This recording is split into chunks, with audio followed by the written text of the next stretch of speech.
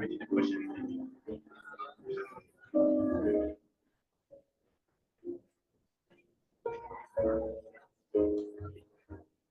Good morning, everybody. If I could invite everybody to take a seat. We'll get started shortly.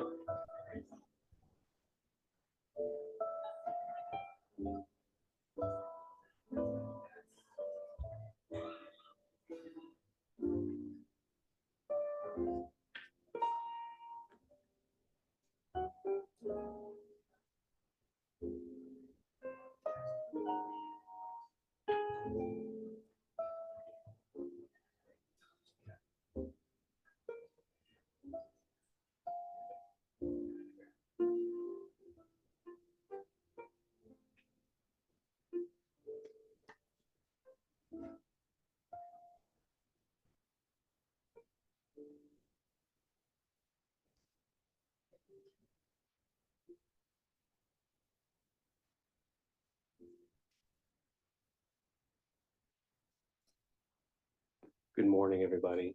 Good morning. I want to welcome friends, colleagues, counterparts to day 3 of Declaring Freedom.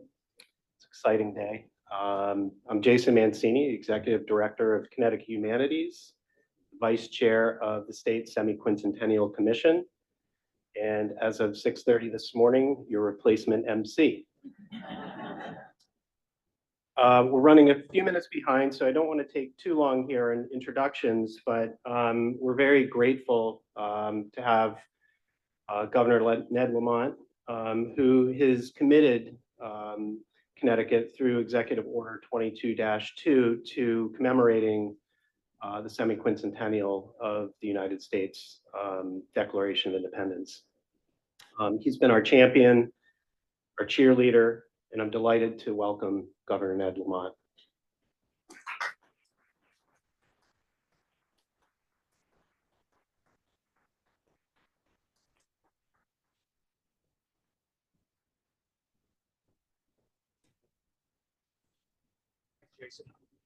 Hey, good morning, everybody.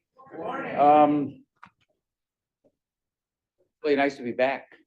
I used to do a little bit of teaching here with Carol and David, and maybe some of you did a little bit of history and peace studies. And what's such a big deal about the 250th? I mean, we had already had the Boston Tea Party. We had already had Bunker Hill. Thomas Paine had already written Common Sense. You know, this is sort of a little after the fact, the July 4th, 1776. Or was it? It was remarkable that there in Independence Hall in Philadelphia, there was a gang of 5, including Roger Sherman from Connecticut, and led by a 33-year-old Thomas Jefferson. And they deferred to Thomas Jefferson, who went into seclusion for a little over 2 weeks, and came out with probably the founding document of our democracy. We hold these truths to be self-evident, that all men are created equal. That was transformative.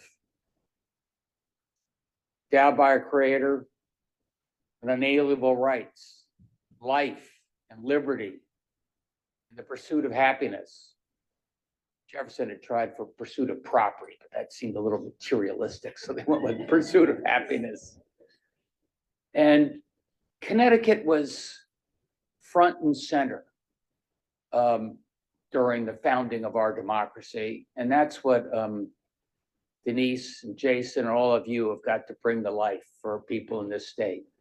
Make sure that it's a democracy in this moment is not just for folks that maybe you're descendants of the white men who signed the Declaration of Independence, but this democracy and that founding document is relevant to all of our communities across this state.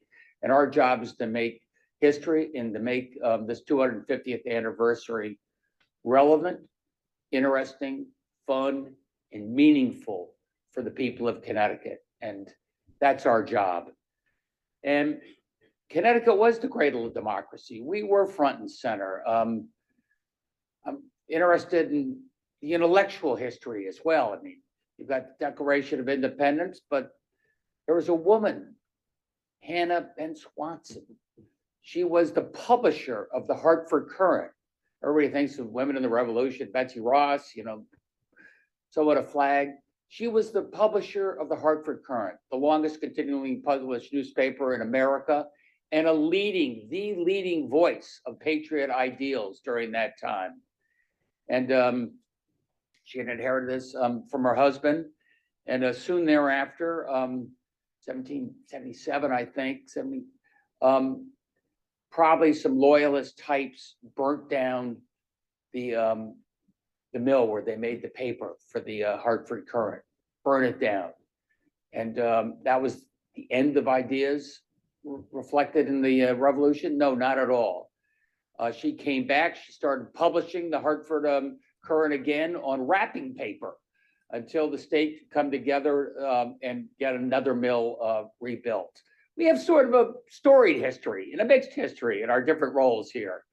Poor old Benjamin Franklin, he was the father of our liberty. He was part of that gang of five as well, along with Roger Sherman. I see his picture back there. I was sort of amused that John Adams, you see over there, said, Roger Sherman, the most sensible man in America. I can tell you, John Adams did not say that about Thomas Jefferson. So not everybody was peaches and cream back then. Benjamin Franklin, the British tried to co-opt him and made his son the governor of New Jersey, William Franklin. And then William Franklin went on as the revolution began. He was a turncoat and operated on behalf of the British. And he was captured. And he spent some months in prison in Middletown, Connecticut. So we have our share of heroes and rogues who have traveled through the great state of Connecticut during those magical times. We were front and center in terms of the military history of the revolution as well. Probably the Battle of Ticonderoga was the most important seminal early victory that we had over the British. And that was led by two folks from Connecticut. One named Benedict Arnold, we'll talk about him in a minute, and the other named Ethan Allen. And it's always Ethan Allen and the Green Mountain Boys and Ethan Allen, Vermont, and all that. Remember, he learned his ways in Litchfield County. That's where he was raised. That's where he learned his stuff. That's how he won Ticonderoga. It was what he learned in Connecticut. And that victory, for the first time, the world recognized that America was willing to fight for its freedom and that America could win. Benedict Arnold was sort of a tricky guy, wasn't he? He won Ticonderoga and then went down to Ridgefield, Connecticut, and fought the British, I think, to a stalemate. Blitz can correct me on this later. But again, another seminal American battle. And then he got a little grumpy. He said, hey, I'm one of the great generals. I mean, I ought to be recognized. I ought to be promoted. I ought to get a raise. And he married a very pretty loyalist socialite named Peggy Shippen, I think it was, from Philadelphia. And she egged him on and saying, you're not being treated with respect by this General Washington guy. And at that point, Arnold had been put in charge of West Point. You all know this story. And Peggy also was friends with a guy named Major Andre. So that didn't work out very well. And Benedict Arnold, as you know, from Norwich, Connecticut, he flipped. And he ended up being, probably one of the most devastating generals on behalf of the British, going hard after his fellow Americans, and particularly hard going after his neighbors. And he's the guy that led the war that burnt down New London and devastated Fort Griswold. And and people couldn't trying to figure out, was he trying to curry favor with the British? Was there some sense of vengeance? Why it was so emotional? There's also a very strategic reason for it, because at the same time, George Washington was hanging out with General Rochambeau. If you ever saw Hamilton, Go Baby Go Rochambeau, remember that song? And you know, and they were traveling through Connecticut, and I think Washington was maybe saying, I think the next battle that could end the war is in New York, and Rochambeau was saying, how about Yorktown? We could bring the fleet up from the Caribbean. This is the place to be. Benedict Arnold said, maybe I can distract Washington, and I'll get him distracted by what we're doing over here in Groton and New London. Well, it didn't work, and you know, a couple months later, we had our great victory in Yorktown. These are all the different places that, you know, Connecticut played an amazing role.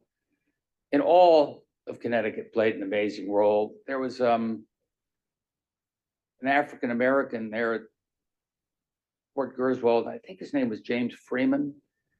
And we had 800 or 900 Connecticut African-Americans who were fighting on behalf of freedom. And they were fighting on behalf of our freedom, and they thought maybe they were also fighting on behalf of their own freedom. And Freeman was freed, and he died at Battle of Fort Griswold. And many of the African Americans who fought in the war were freed, and many were not. And it's just a reminder that our struggle continues, and in order to form a more perfect union, we strive every day. And you know, going forward, George Washington is you know, really unanimously elected president of the United States. The country's coming together. The factionalism is done. We're moving on, and George Washington was exhausted by the end of his 8 years. I think you know this. He just thought the factionalism was tearing people apart. I know we get really grumpy today, and my God, the partisanship is the worst it's ever been, and we're never going to be able to you know, manage ourselves. It wasn't that great back in 1798 either. I mean, Aaron Burr, remember old Aaron Burr? Unfortunately, he went to law school in Litchfield. He's not another one of our greatest attributes. He was vice president, by the way. I mean, it wasn't he took down Hamilton and tried to have half the country succeed, but can't get everything right in life, I guess. And you know, then Adams and Jefferson, you know, the two guys that had been there in July 4th, 1776, the two folks who had been there along with Thomas Jefferson for the signing of the writing and the signing of the Declaration of Independence. And you know, Adams was so damn mad at Jefferson that he refused to greet him when he had the, you know, the second passing of transition of power, something we found you can't take for granted even in the 21st century. And so Adams left in a huff, and Jefferson took over with his vice president, Aaron Burr. And this is the 250th anniversary of the signing of the Declaration of Independence.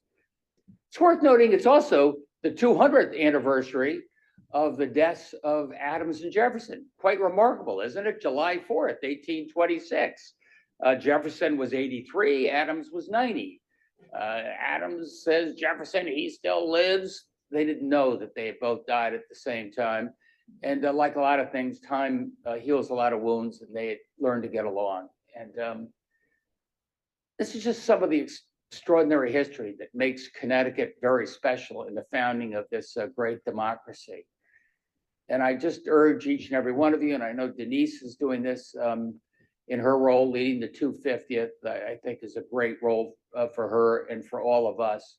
We've got to make this real. That's what teaching is all about. That's what history is all about. Make it real, and make it real for all of the citizens of our great state. Make sure that people who are even left out of the Declaration of Independence know why it's still meaningful for them today, and every day we strive to achieve those ideals. That's what I want to do between now and the 250th. I hope each and every one of you want to do the same. Thanks, everybody. Great to see you.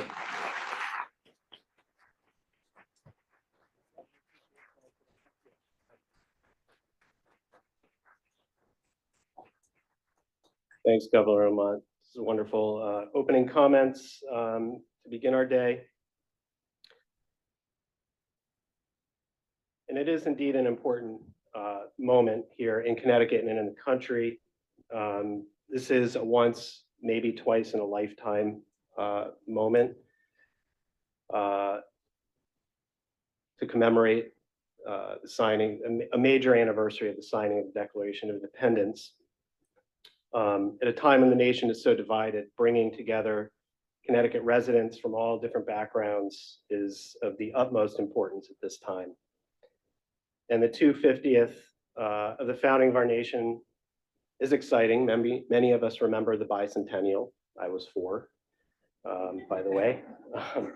So these opportunities can become life-defining. And I think it's a moment here, the governor pointed out, there are some needed and necessary tensions that exist in a democracy.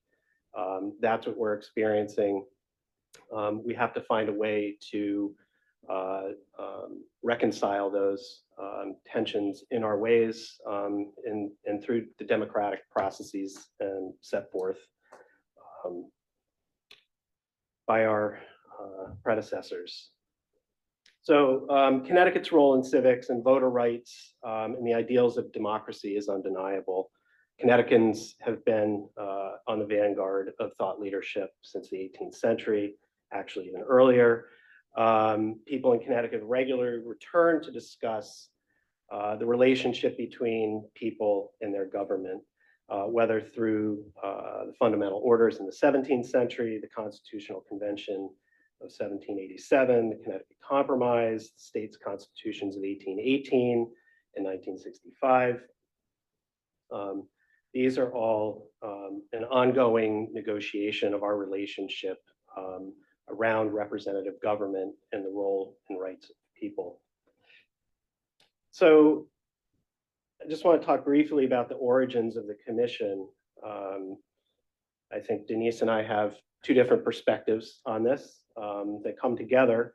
Connecticut Humanities and a number of our partners across the state had begun thinking about this back in February of 2020. We had our first meeting in early March of 2020. And I think we all know what happened that month. So we've been severely sidelined in the throes of the pandemic and really thinking about how to reconstitute this. And that's when we began a conversation. Denise had a path thinking through how to create a commission, having just worked on the suffrage centennial and creating a commission around that. Connecticut Humanities and our partners were also thinking about this. So we were working both legislative and executive routes, and we're very grateful that the governor was able to commit to signing Executive Order 22-2 to establish the commission.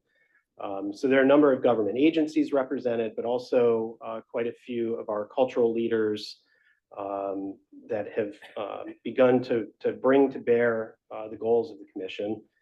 We have a number of subcommittees that you'll be hearing more about that really work to engage all of our communities.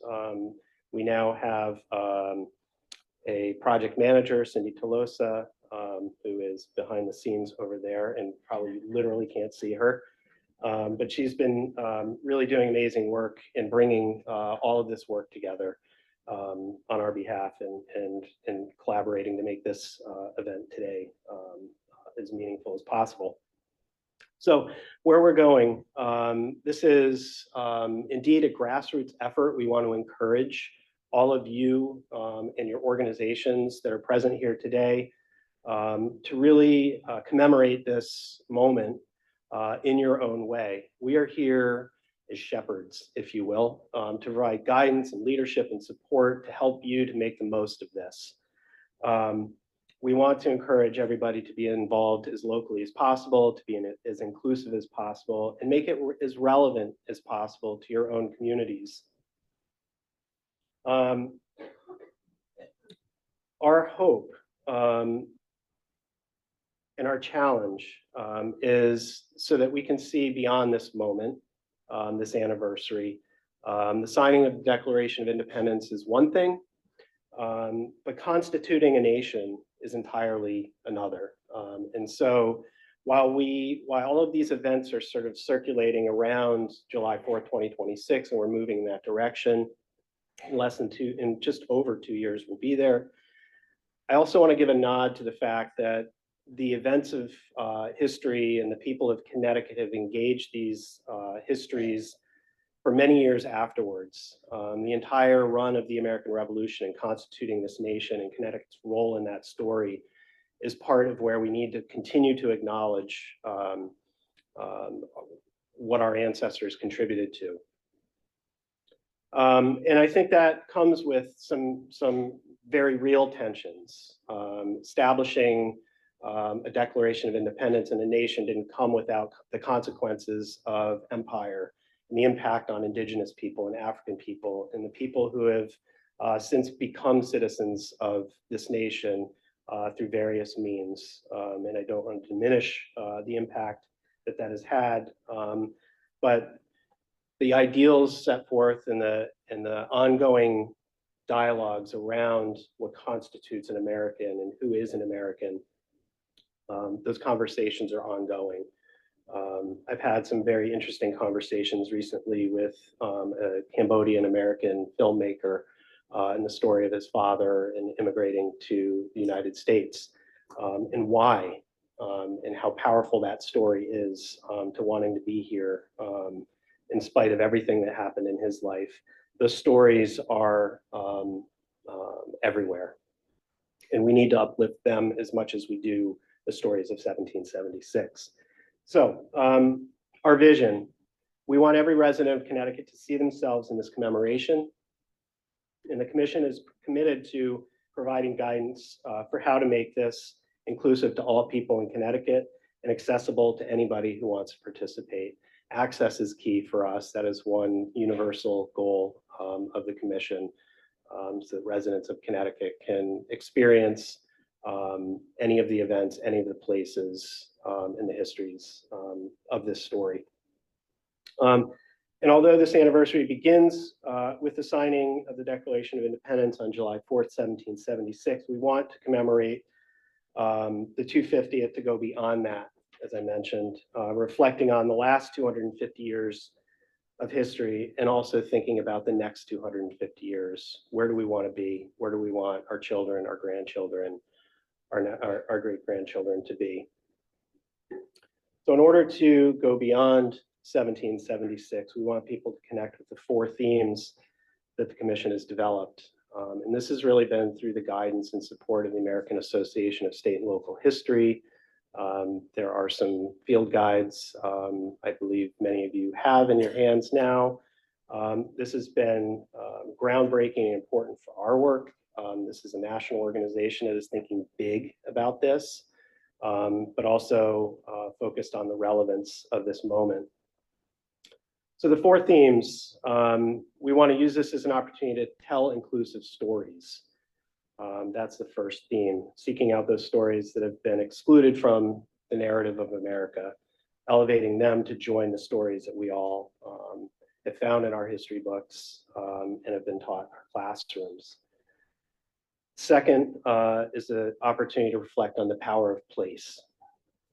What makes your community unique? What is your community's history? And can you use this as an opportunity to come together with others? And how do we explore the multi-layered histories that exist in one place? Third, doing history, engaging all people in doing history. History is not just high school and history books. It is all around us and can teach us about the past to inform us for the present and move into the future. And then finally, thinking about those tensions for the common good. Independence and individual rights is one thing, but coming together around a common good is an entirely different reality in negotiation. So we want to bring everybody together across the state to work together for the common good. Democracy is more than casting a vote on election day, and it's important that we work together to build the civic fabric of our state and our nation. And I will leave you with that. I want to thank Central Connecticut for putting this together, Matt Warschauer especially for really thinking through this seminal event in this work. I want to thank all of our partners, whether funded or strategic, that have really helped us to imagine our role and responsibility in the state. And I do want to thank Secretary Merrill, who can't be here unfortunately today, and my staff who've been just incredible in making this all a go. So thank you. Hope the day is wonderful, and I'll look forward to connecting with all of you around conversation.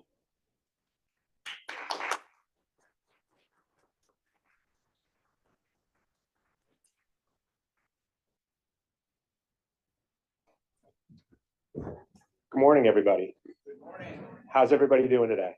Great. Excellent. My name is Matt Warschauer. I'm a professor of history here at Central Connecticut State University. I think I know almost all of you. I look out at this audience, I see colleagues, I see many former students who are now history professionals in many different capacities, but most importantly, I see a lot of friends. I see a lot of people who I've worked with for a long time, doing amazing stories, and most importantly for Connecticut, telling the history of this state. Let's not forget that we were one of the original 13 colonies, and hence one of the original 13 states.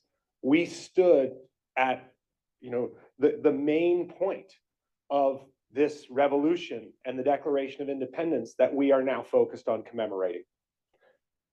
In a lot of ways, this event today is really a pre-conference, right, about the Declaration of Independence. The goal for putting all of this together was to have all these various partners come together. And I really want to stop for just a second and encourage everybody. And I know you will, because you're all history professionals. You're going to go out and you're going to talk to our exhibitors and see what they're doing. But what this is all about is having us all gather together and start facing in the same direction. Start thinking about, what does our organization want to do when it comes to commemorating Connecticut and our role? And because we come from so many different varied organizations, all of which, however, have similar missions, and that is to engage the public, to teach the public, to talk with the public, to figure out how they're feeling about our history, but how that history intersects with our present. That is one of the most important things. It's a little bit cliche to say we're living in historical times, right? We're always living in historical times. But oh boy, are we living in historical times. The governor mentioned that we witnessed in the 21st century the failure of the transition of power, January 6th, right? What does that mean for the nature of our democracy today? What does it mean historically, right? These are things that we have to wrestle with. So with all of that in mind, what we decided to do for this event was to do 4 days, right? Why do 1 day, when you can do 4, right? Put a little bit more on our shoulders. But really, 4 days is what is needed for this, because there's so many different communities that we have to bring together and talk with.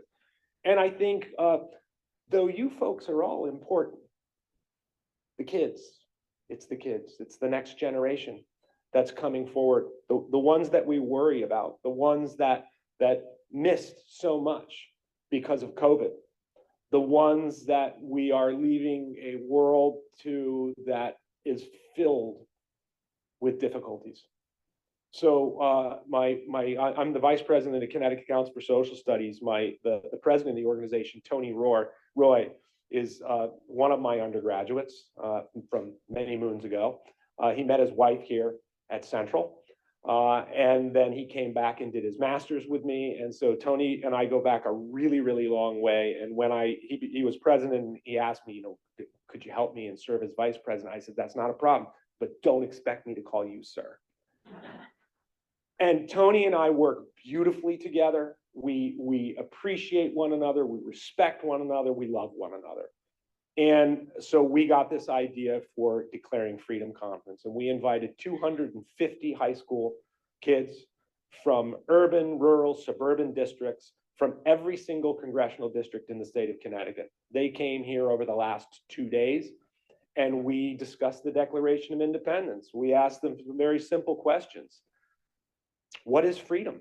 What is freedom to you, right? Does the Declaration of Independence still matter? Right? Is it relevant to your generation, these kids? And we ask them, if you say yes, it's not enough. Why? If you say no, it's not relevant. We ask why. And I said to the kids, I was amazed by this conference. In the wrap up yesterday, I said to these kids, I've been studying American political history in a serious way for 30 years. And the 21st century has not gone well, in my view. And it's been very dark. And as a political historian, it weighs upon me. If you ask my wife, Wanda, she will always say to me, why do you have to carry so much weight on your shoulders? You can't fix everything. But as an historian, I sometimes feel that way, especially studying our nation's political history. And what I've been studying most over the last 8 or 10 years is 9/11 and how that impacted our democracy and impacted the world. And it's profound.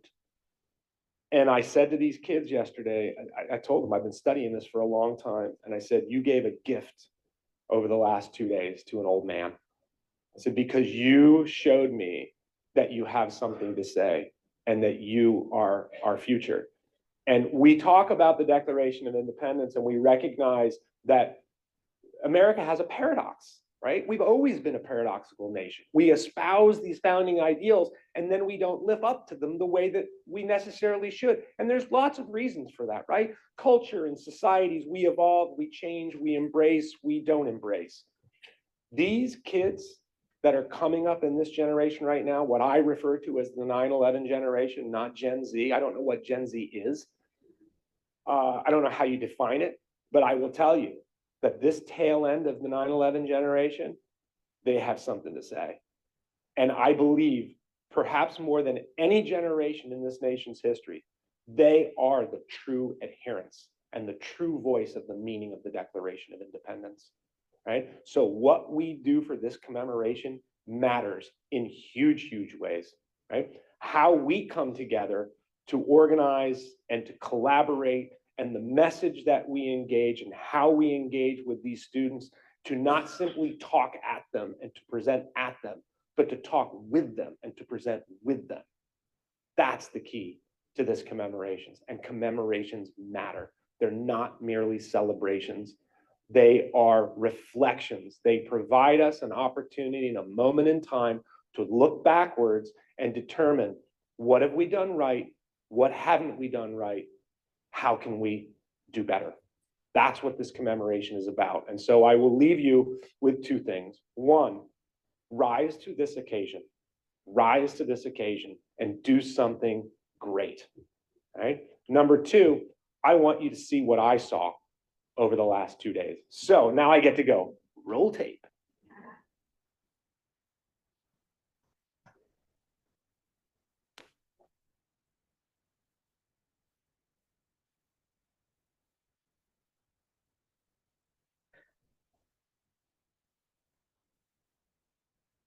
Let's talk a little bit about the Declaration, and let's set the stage and create a foundation for everything that you're going to be going over, everything that you're going to be doing at this conference over the next 2 days. There's a lot of American immigrants, right? We all come from different backgrounds, right? We all have that background in which we became American.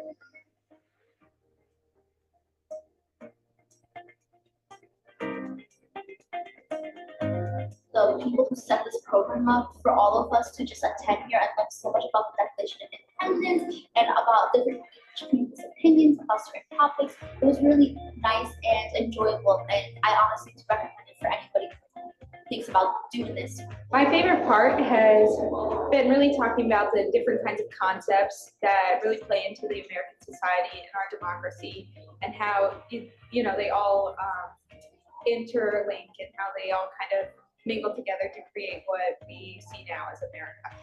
You don't always learn everything in school. It kind of leaves things out. And I'd say learning about these events that has happened was very interesting and eye-opening. My favorite part is probably talking with different people, hearing their opinions, trying to see where everyone's head's at with the Declaration of Independence. After speaking with the professor, I realized how many people have different perspectives of freedom and how freedom can be extreme to someone, how freedom can really deeply connect with one another.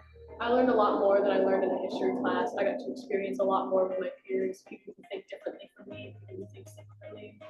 My favorite part about these 2 days is I've learned a lot more than what I knew like beforehand, and had some time to think about like what freedom means and what the Declaration of Independence really means to people, and then how different people perceive it.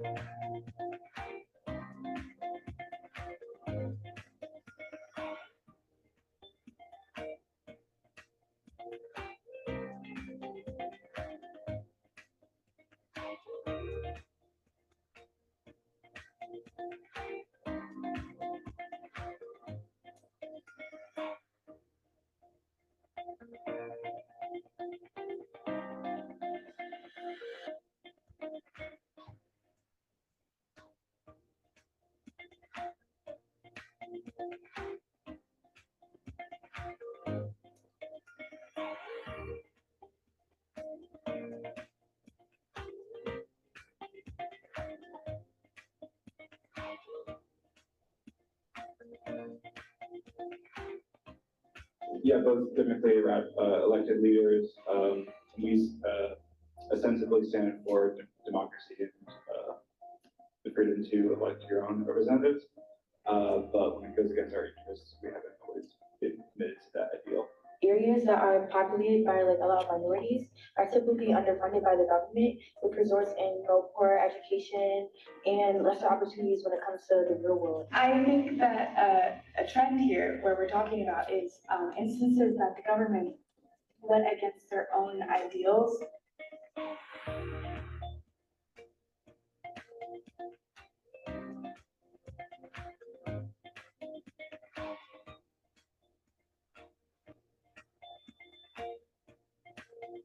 Mass media and public opinion and political power are all constantly influencing each other. It's important not to get stuck in an echo chamber where you only hear what you already believe.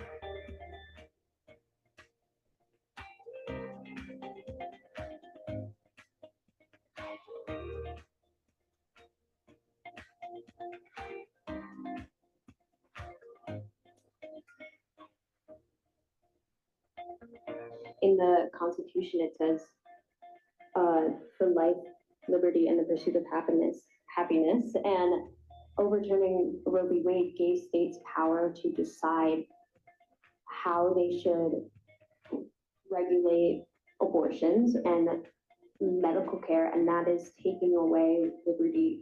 I feel like we are also being pushed to extremes, the way they dehumanize the other party. I think the media tries to ignite the flame.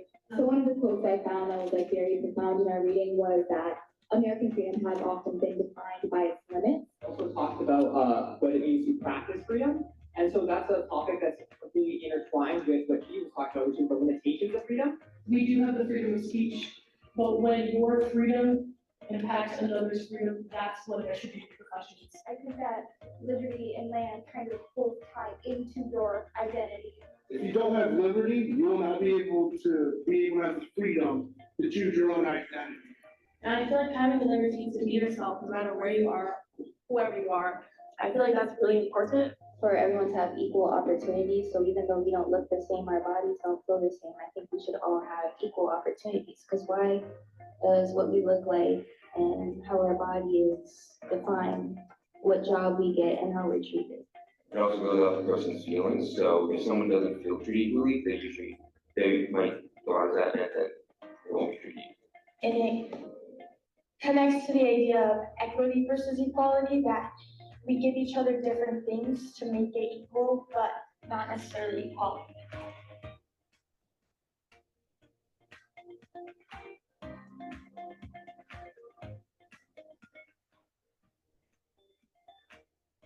Just being able to have that freedom to believe what I want to believe in is really important to me. But the problem being, we don't know what our solid ideology of freedom is because everybody thinks so differently. Kind of like, we don't really talk about it. It's there, but we don't necessarily like bring it up as often as we should. Like, we are American citizens. They want the right to vote. They pay federal taxes. They get reduced benefits from those federal taxes. They absolutely both want and deserve the right to vote.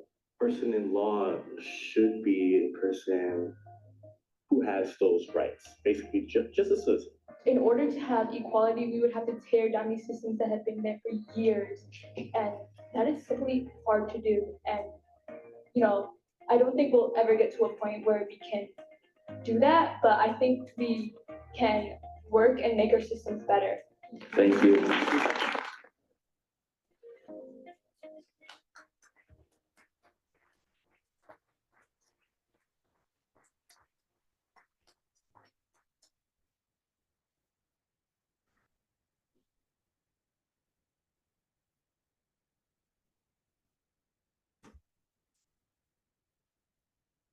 Good morning, everyone.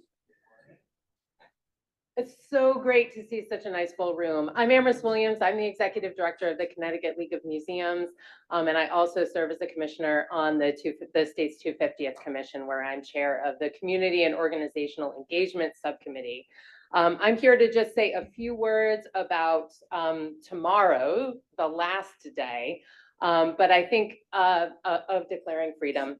And what's going to be going on then. There are still a few spots left. Again, this is another free day. So this is a day organized by the Association for the Study of Connecticut History in collaboration with Matt and with Terry Wilson of the Avon Historical Society, with support from the Connecticut League of Museums.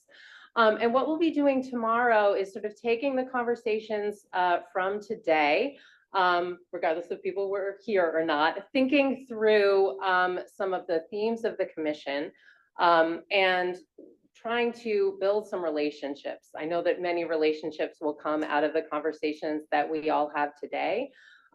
Tomorrow's day is really focused on historians and museums and history organizations from around the state, and helping to forge some productive partnerships and collaborations.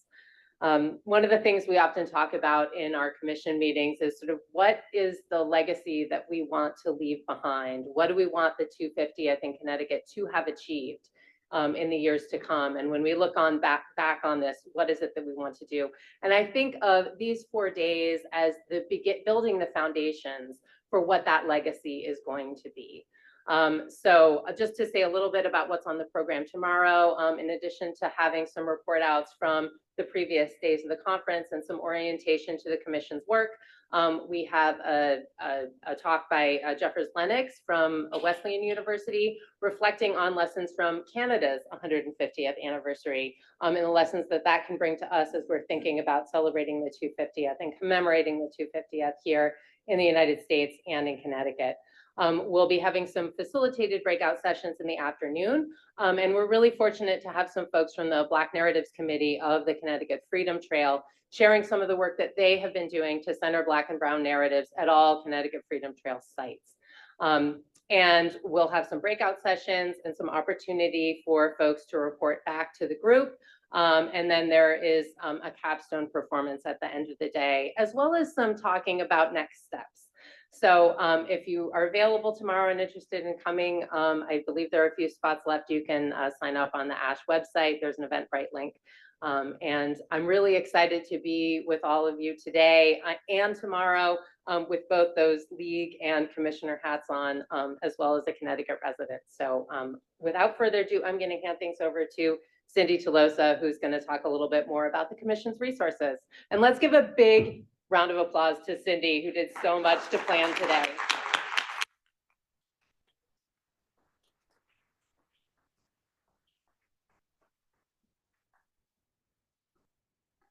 Hi, everybody. Thanks so much for joining us here today. We are very excited to bring everyone together and have these conversations around the work that we've been doing for the last just over a year and a half with the commission. So in your programs, you have a little bit, a couple of QR codes that are linked out to some of the resources that have been developed so far. So there is a planning guide that outlines the themes, gives some starting ideas for people, places, events in Connecticut that we can think about in relation to the 250th, the commission, and the work that we're doing. As everyone said, we're really hoping to go beyond 1776. So there are ideas from the last, I'd say 400, 500 years of Connecticut history.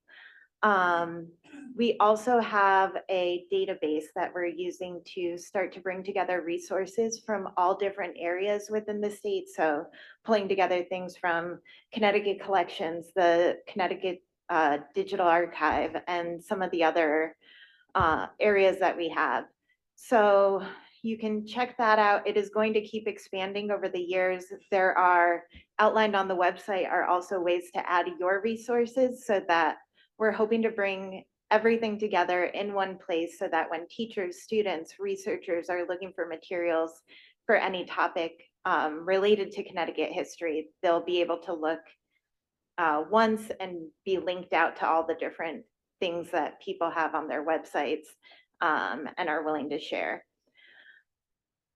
We also wanted to take a quick second to just say that as the commission continues to meet to work together and develop materials, we'll be sharing a lot more in terms of resources for organizations around the state. So we will have an event submission and calendar ready before the next commission meeting, which is Wednesday, April 17th. So please keep an eye out for that. And if you're not on our mailing list already, please join, because that will get you the latest information. We'll also be expanding the list of local contacts on the website and are working on toolkits that you can use while you're putting together your materials. So all of those will be released within the next few months. They're all in progress. And we're excited to provide those to help you all do the work that you're doing in your communities. So with that, please help yourself to coffee, water, get up and stretch your legs for a few minutes, and we'll be back together at 10:15. Thanks all.